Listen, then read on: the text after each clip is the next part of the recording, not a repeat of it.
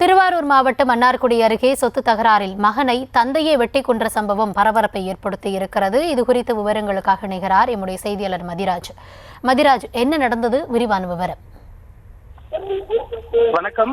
அதாவது திருவாரூர் மாவட்டம் மன்னார்குடி அருகே இருக்கிற சேரிங்கிற கிராமத்தை சேர்ந்தவர் பாலுங்கிற பாலகிருஷ்ணன். இவரோட மனைவி பவானி. இவர் ஒரு ஒப்பந்தக்காரரா இருக்காரு.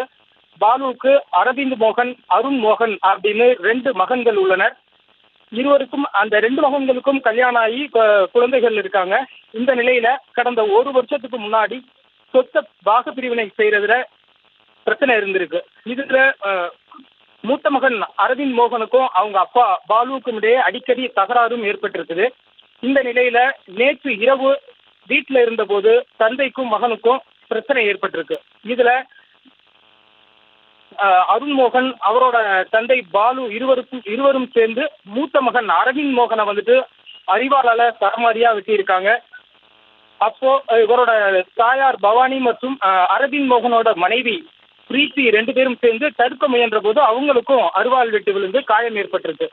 இதனால பலத்த காயமடைந்த அரவிந்த் மோகன் தஞ்சாவூர்ல உள்ள தனியார் மருத்துவமனையில சிகிச்சைக்காக நேற்று இரவு அழைத்து செல்லப்பட்ட போது இன்று அதிகாலை அவர் சிகிச்சை பலனின்றி உயிரிழந்தார்.